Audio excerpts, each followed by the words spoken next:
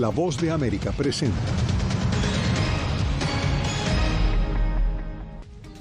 Aumentan las amenazas contra el Departamento de Justicia y el FBI tras la orden de registro a Trump, mientras legisladores republicanos denuncian presunta politización de la justicia estadounidense.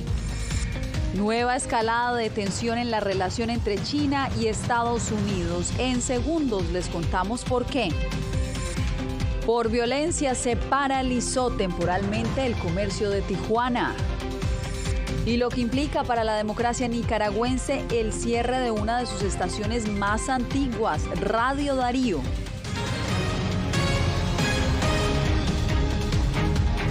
Feliz lunes, bienvenidos a El Mundo al Día. A casi una semana de la incursión judicial autorizada a la residencia del expresidente Donald Trump en Florida, continúan aumentando las amenazas al FBI y al Departamento de Justicia. A su vez, algunos legisladores republicanos denuncian una presunta politización del sistema judicial estadounidense. Celia Mendoza nos tiene lo más reciente desde Nueva York. Celia, te escuchamos. Así es, Yasmín. De hecho, me encuentro en Mar-a-Lago, frente a la residencia del expresidente Donald Trump, donde hace una semana se llevó a cabo esta búsqueda por parte del FBI. El expresidente Donald Trump ha pedido que los documentos sean regresados por parte de esta agencia federal, asegurando que estarían protegidos. Esto es algo que todavía el Departamento de Justicia no ha respondido. Sin embargo, esto es lo que se sabe hasta el momento. A casi una semana de la orden de registro a la residencia del expresidente Donald Trump en Mar-a-Lago, Florida, este lunes, republicanos integrantes del Comité Judicial de la Cámara Baja del Congreso de Estados Unidos enviaron una carta al fiscal general de la Nación, Merrick Garland, acusándolo de presuntamente destruir la confianza del pueblo estadounidense en su sistema judicial. El allanamiento sin precedentes del FBI a la residencia del presidente Donald Trump es una impactante escalada de la politización de los recursos del sistema judicial por parte de la administración Biden contra sus oponentes políticos. Mientras, este lunes, el FBI y el Departamento de Justicia aseguraron a medios estadounidenses que las amenazas en contra de sus funcionarios han crecido tras la incursión autorizada en Florida. El expresidente Donald Trump reclamó el retorno del material sustraído por los investigadores del FBI, aduciendo en un mensaje a través de Truth Social que los contenidos de las cajas estaban clasificados con privilegio ejecutivo y son exclusivos de la relación abogado-cliente. Solicito respetuosamente que estos documentos sean devueltos inmediatamente al lugar de donde fueron tomados. Gracias. El Departamento de Justicia develó la orden en la que se destaca la potencial violación de normas federales, entre ellas la ley de espionaje. Desde Washington, representantes demócratas instaron al pueblo a esperar por los resultados de la investigación y evitar la propagación de una retórica apresurada. Este es un momento para que la gente espere a que los hechos salgan a la luz, porque cuando hablamos de información clasificada, estamos hablando de información que, si cae en las manos equivocadas, podría conducir a la muerte de nuestras tropas, nuestros oficiales de inteligencia. En las cercanías de la propiedad allanada por el FBI en Palm Beach, seguidores de Donald Trump se movilizaron para manifestar rechazo a la operación policial y expresar apoyo ante su decisión de postularse como aspirante a la reelección presidencial en 2024. Los demócratas en el Congreso también han pedido que se haga una reunión para revisar cuál podría ser el riesgo de seguridad nacional debido a estos documentos. Y también se ha refutado la versión del expresidente Donald Trump de que nadie de su equipo legal estaba presente cuando estuvieron en su residencia después de que se publicara el documento dejado por el FBI, que fue firmado a las 6:19 de la tarde por una de sus abogadas. Yasmín. Era Celia Mendoza informando desde Mar-a-Lago, Florida. Gracias, Celia. Y en otras noticias, China anunció la reanudación de sus ejercicios militares alrededor de Taiwán tras una nueva visita de legisladores estadounidenses que se reunieron este lunes con el líder de la isla autónoma. Jorge Agobián, el anuncio de Beijing está aumentando las tensiones con Washington. ¿Qué conocemos al respecto?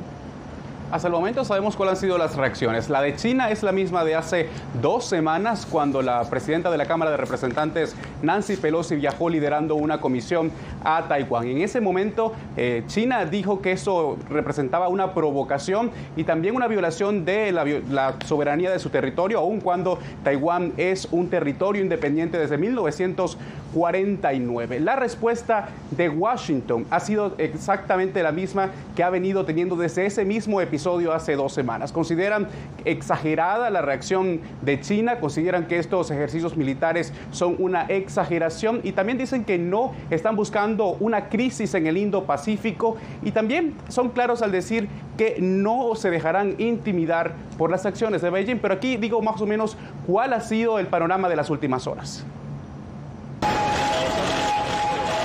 12 días después de la desafiante visita de la presidenta de la Cámara de Representantes de Estados Unidos, una nueva comitiva de legisladores llegó el domingo a Taiwán. Reunidos con líderes de la isla autónoma, el senador Ed Markey abogó por mantener la paz y la estabilidad ante un momento de incertidumbre.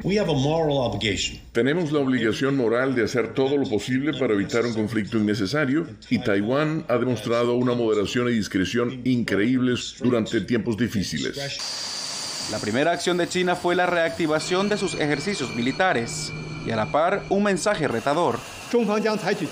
China tomará medidas resueltas y efectivas para salvaguardar su soberanía nacional e integridad territorial. Más cerca del poder en Washington, el embajador de China ante la ONU envió otro mensaje. Deberían haber aprendido una lección de la visita de la presidenta de la Cámara de Representantes, Pelosi, y deberían entender que deben dejar de ir en la dirección equivocada. Todo el mundo está viendo claro quién está provocando, quién está cambiando el statu quo. La Casa Blanca ha dicho que China reaccionó de manera exagerada por la visita de Pelosi y ha insistido que la política de reconocimiento diplomático a Beijing no ha cambiado. Desde el Departamento de Estado remarcaron ese mensaje este lunes. Cualquier respuesta a una visita pacífica de miembros del Congreso, cualquier respuesta que implique retórica belicista o maniobras militares o acciones provocativas es totalmente innecesaria y una reacción absolutamente exagerada. La visita de esta delegación del Congreso estadounidense es la tercera al menos durante este año a Taiwán. Te agradezco, Jorge. Y una ola de ataques contra la población civil y el transporte público tiene atemorizados a los residentes de varias ciudades mexicanas. Los casos más recientes ocurrieron en Tijuana y a pesar de que no dejó víctimas, la ciudad prácticamente se paralizó. Vicente Calderón nos trae los pormenores. Lentamente se normalizan las actividades de la turística Tijuana después de una ola de violencia que afecta a varias ciudades mexicanas. El gobierno federal envió más tropas a la frontera para restablecer la tranquilidad en el norteño estado de Baja California tras la quema de varias unidades de transporte público y vehículos privados. Se vieron afectados miles de ciudadanos, muchos de ellos bajados violentamente del transporte público. El fin de semana ocurrió la quema de más de 24 autos en 5 de las 7 ciudades del estado. Hechos similares ocurrieron previamente en Guadalajara, Guanajuato y Ciudad Juárez. La alcaldesa de Tijuana, donde 15 autobuses de transporte público fueron incinerados, atribuyó los crímenes a la delincuencia organizada. Decimos al crimen organizado, a quien está cometiendo estos delitos, que Tijuana se va a permanecer en activo, cuidando a los ciudadanos, y también les pedimos que cobren las facturas a quienes no les pagaron. Aunque solo un conductor resultó lesionado tras los hechos violentos, la ciudad parecía paralizada. Muchos negocios cerraron por precaución. Esto fue terrorismo. Lo que normalmente sería una veraniega noche de fiesta para turistas y locales se transformó en calles desiertas, con bares y restaurantes cerrados. Afecta más que nada laboralmente, todo uno que trabaja en restaurantes que gana diario. La poca gente que se veía eran trabajadores que no conseguían transporte para ir a casa. Las autoridades capturaron a 12 personas y las trasladaron a la Ciudad de México vía aérea, algunos presuntamente vinculados al cártel Jalisco Nueva Generación. Pero la noche del domingo hubo nuevos ataques en Mexicali, capital de Baja California, con media docena de vehículos quemados. Vicente Calderón, Voz de América, Tijuana, México. En Ecuador, al menos 5 personas han sido detenidas en las últimas horas tras el atentado con explosivos en Guayaquil. A esta hora saludamos a Néstor Aguilera, quien nos tiene detalles de este nuevo hecho de violencia. Néstor, ¿cuál es el balance hasta el momento? Yasmín, el ministro del Interior, Patricio Carrillo, confirmó esta mañana que se mantiene el número de fallecidos tras este nuevo ataque de organizaciones criminales. Hay 17 personas heridas, 2 de ellas en estado crítico. Desde el aire se evidencia la magnitud de la onda explosiva que afectó a viviendas localizadas hasta 70 metros a la redonda en el barrio Cristo del Consuelo de la ciudad de Guayaquil. Ya en el lugar, el nivel de destrucción fue mucho más evidente. La Policía Nacional maneja 2 hipótesis tras este nuevo hecho violento, protagonizado por organizaciones criminales. El blanco aparente era un alias Cucaracha, que lo estamos ya individualizando y personalizando.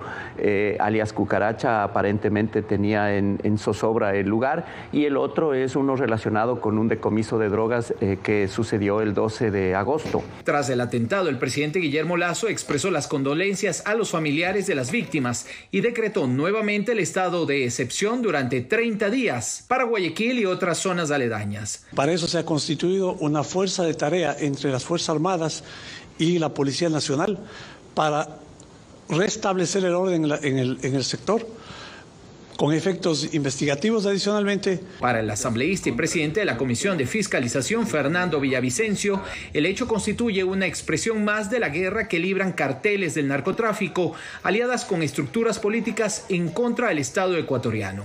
Las organizaciones criminales han tomado parte de la justicia, han tomado parte del Estado, incluso están vinculados a la policía y a las Fuerzas Armadas. Según cifras del gobierno, en lo que va de este 2022 se han producido 72 atentados con artefactos explosivos en Guayaquil y sus zonas aledañas. Estos representan la mitad de los ocurridos en todo el país. Y solamente para poner en contexto las cifras, en Guayaquil los homicidios intencionales han pasado de 194 en el año 2017 a 861 en lo que va de este 2022, lo que nos hace ver que hasta finales de este año podremos aseverar que se han quintuplicado las cifras en tan solo 5 años. Yasmín. Gracias, Néstor. Y ahora nos vamos a Centroamérica porque el gobierno de Daniel Ortega ordenó el cierre de Radio Darío, una de las emisoras más antiguas de Nicaragua. Su director, Aníbal Toruño, asegura que se trata de una medida política por el carácter crítico e independiente de la estación. Donaldo Hernández nos tiene el informe. La señal de la emisora más famosa y de mayor prestigio del occidente de Nicaragua se apagó. 73 años de historia de Radio Darío llegaron a su fin, luego que el gobierno de Daniel Ortega decidió cancelar su licencia de transmisión. El impacto del cierre de Radio Darío es arrancarle parte de la tradición de lo que es nuestro querido León.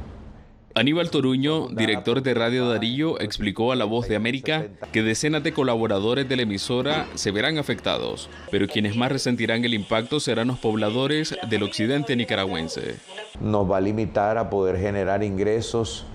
A través de un comunicado, el Instituto de Telecomunicaciones Telcor expresó que la cancelación de la licencia se debió a que los propietarios cambiaron la ubicación de sus estudios y de su transmisor. Radio Darío ha modificado y alterado sustancialmente las instalaciones autorizadas y las condiciones en que debe operar el servicio de radiodifusión sonora FM, lo cual constituye una causal de cancelación de la licencia. Sin embargo, Aníbal Toruño afirma que el cambio de dirección se dio porque la emisora fue incendiada el 20 de abril del año 2018 durante los días más violentos del conflicto sociopolítico. Daniel Ortega y Rosario Murillo son los responsables intelectuales de haber ordenado el ataque a Radio Darío. Con Radio Darío ya suman 12 las emisoras cerradas por el Estado en las últimas 2 semanas. Donaldo Hernández, Voz de América.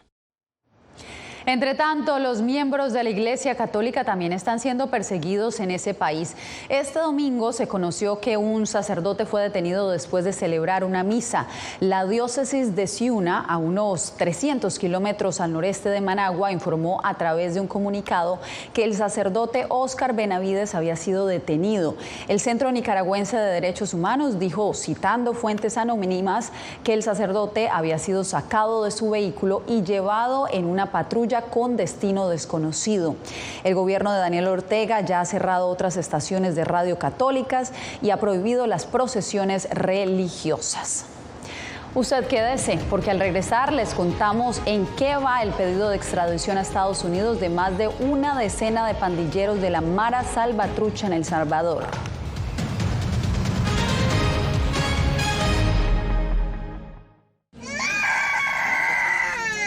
They are scared. Some of them lost their houses during bombardments. Si quieres conocer más de estas historias, conéctate en Boa Plus con Alas que Ayudan y viaja con la Voz de América en el avión que un piloto argentino puso a disposición de más de 1000 ucranianos, con niños, mujeres y personas con enfermedades que escaparon de su país, que huyeron de la guerra en busca de refugio hasta que lograron reparar sus alas rotas.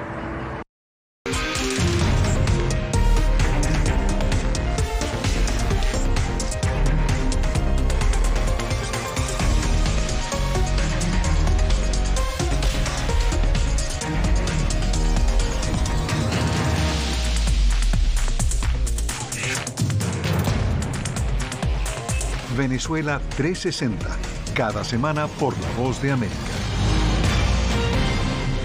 ¿Qué tal? Desde Washington comienzan las noticias en El Mundo al Día. Día a día, desde la capital de Estados Unidos y donde se producen las noticias que más te impactan. El objetivo es llegar al otro lado de la frontera para pedir asilo. La Voz de América te conecta con El Mundo al Día. Los hechos más allá de la noticia. Para que tomes decisiones bien informadas. En el lenguaje que quieres, donde quieras y como prefieras. Conéctate con El Mundo al Día. Actualidad. Nos vamos a ver otra cepa nueva y otra cepa nueva. Análisis. En realidad, mucha de esta gente va a quedar parada de nuevo y va a ser una tragedia humana. Debate. De la obsesión. La obsesión la tienen ustedes. Con la información más allá de los titulares. El tema energético es algo que se está analizando. La inflación es un problema global. 30 y 50 metros están ya las tropas. Su respuesta, doctor. Todas las semanas por La Voz de América.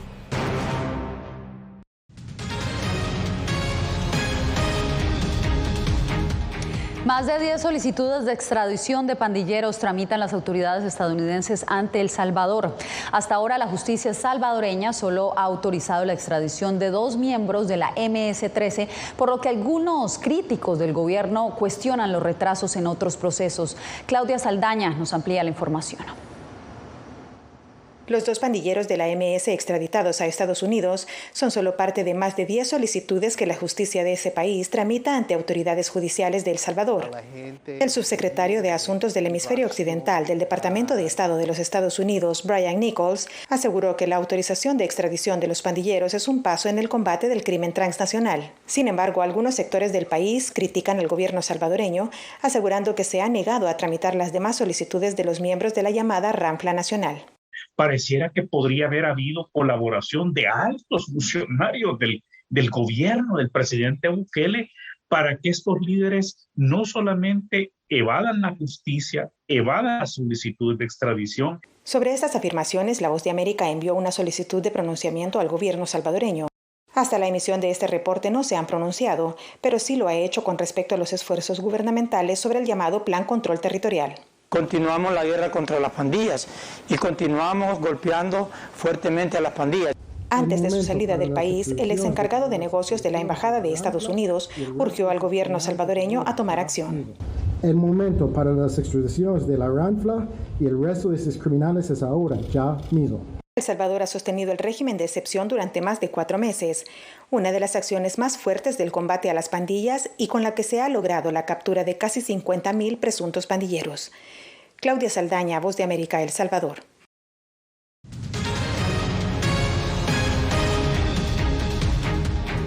Cada vez más la movilidad humana es asociada a los efectos del cambio climático, que según datos de la Organización Internacional para las Migraciones dejó más de 300,000 desplazados en Guatemala durante el 2020. Eugenia Sagastume nos trae el reporte. El cambio climático se convierte cada vez más en un factor influyente en la migración de personas. En el año 2020 se han desplazado aproximadamente 340,000 personas por desastres en Guatemala, colocando el país como el 4º país más afectado mundialmente. Así lo señala un informe de la Organización Internacional para las Migraciones tras el paso de las tormentas ETA e Iota.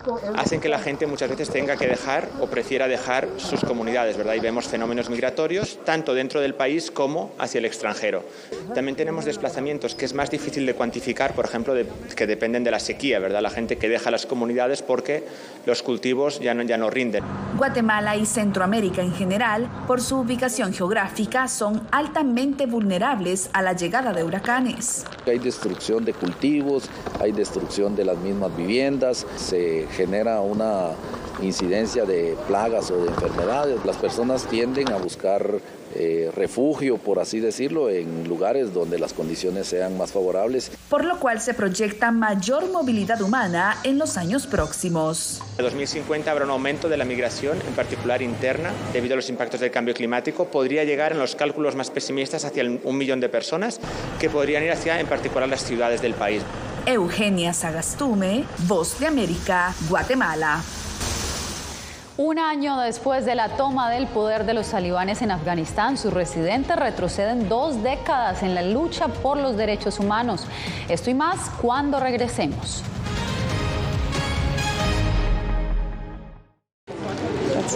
Es increíble, no encuentro palabras para explicar esto. No solamente que no tienen casa, han perdido sus familias, pero han perdido su país. Los pasos de su travesía, sus motivaciones y sueños, ucranianos y latinos, se unen en territorio fronterizo que separa a Estados Unidos y México cuando una era llega a su fin y otra comienza a construirse paso a paso. Vea De Frontera a Frontera, una serie especial de La Voz de América.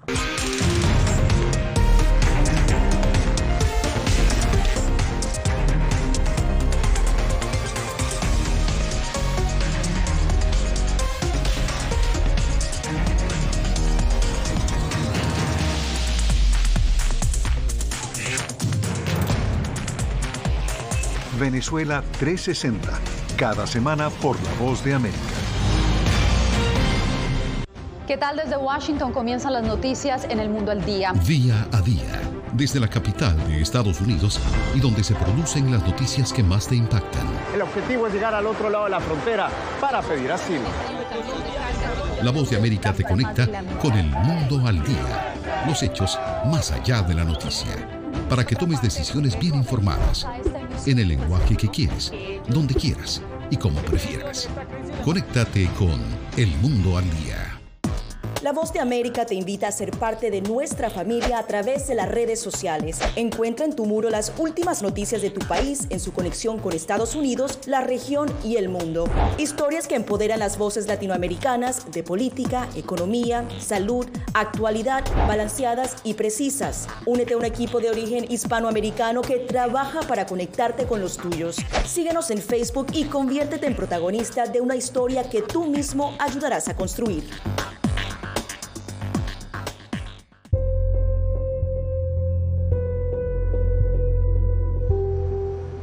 Un año después de la retirada de las tropas estadounidenses y la toma de Kabul por parte del Talibán, 19 millones de mujeres y niñas que viven en Afganistán han perdido los derechos que lograron durante los últimos 20 años. El Talibán no cede a pesar de la presión de Estados Unidos y las naciones occidentales para reivindicar sus derechos. Diva Lizette Cash nos muestra el panorama en este momento. A un año de que los talibanes tomaron Afganistán, las mujeres y las niñas han visto cómo sus derechos se han degradado drásticamente pese a los esfuerzos de Estados Unidos para presionar al grupo islamista. Seguimos presionando a los talibanes en cada oportunidad por su incapacidad para cumplir con sus compromisos de defender los derechos humanos de todos los afganos. Desde que los talibanes asumieron el poder en agosto del 2021, han impedido que la mayoría de las niñas vayan a la escuela, obligándolas a asistir a clases clandestinas y han ordenado a las mujeres que se cubran la cara. Además, se les prohíbe lograr licencia de conducción. Las discriminaciones continúan pese a la presión de Occidente para que el Talibán reinstaure los derechos a las mujeres en Afganistán. Básicamente ha sido, ya sabes, una influencia que francamente no ha funcionado. Y es un momento esencial para que lo reconozcamos. De acuerdo al estudio revelado este lunes por el Fondo de las Naciones Unidas para la Infancia, UNICEF, privar a las niñas de la educación secundaria generó en el último año pérdidas de al menos $500 millones estadounidenses para la economía afgana, el 2.5% de su Producto Interno Bruto, PIB, anual. Afganistán sigue siendo una de las crisis infantiles más complejas y multidimensionales del mundo. Pese a los esfuerzos de países árabes, incluido Arabia Saudita, por ahora la demanda de 19 millones de niñas y mujeres de Afganistán sigue siendo ignorada por el Talibán. Queremos vivir como seres vivos, como humanos. Diva Lizette Cash, Voz de América, Washington. Cuando volvamos, mujeres indígenas y jóvenes se vuelven protagonistas de la Feria del Libro en Bolivia.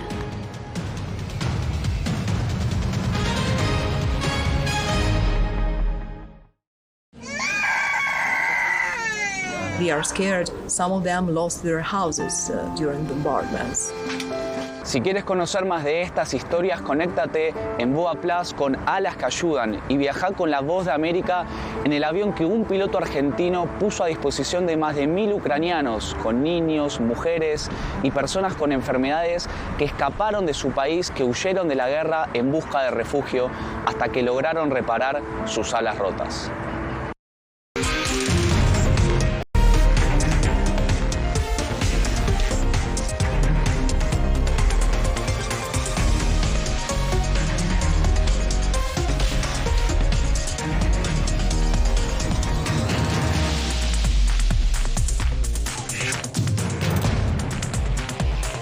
Venezuela 360, cada semana por La Voz de América.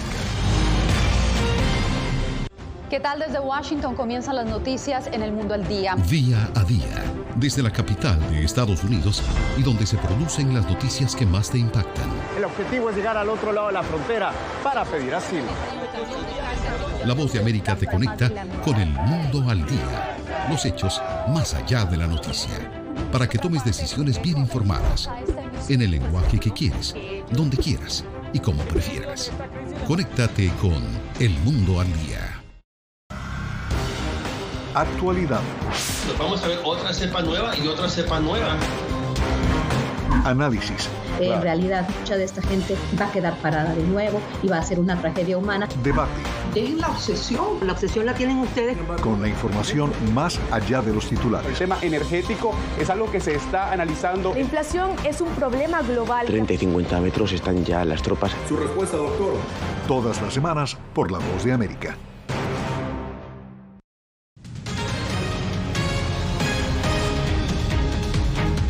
Actualizamos la información en El Mundo al Día. Más de 150 expositores participaron en la Feria Internacional del Libro en la ciudad de La Paz, en Bolivia.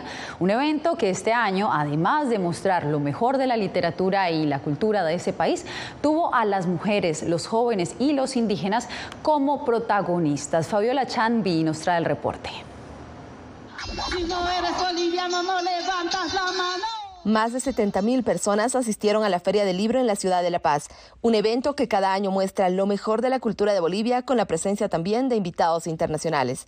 En esta versión, las protagonistas son las mujeres y soportan la literatura. En nuestra programación cultural hay autoras no solo bolivianas, sino hispanoamericanas de muy buena talla. La escritora boliviana Liliana Colanzi, galardonada recientemente en España con el Premio Ribera del Duero, habló con La Voz de América sobre el papel que juegan hoy en día las escritoras. Los últimos años han visto un proceso muy interesante, tanto en la irrupción de escritoras que no es que estén apareciendo recién ahora, ¿no? Siempre han estado allí, solo que han sido invisibilizadas. Pero la Feria del Libro también estuvo plasmada de actividades culturales que revalorizan el arte milenario de los pueblos. Y aquí tenemos el libro de nosotros, las mujeres, las maestras que hacen aquí. Por ejemplo, aquí hay un cuento del zorro y del cóndor.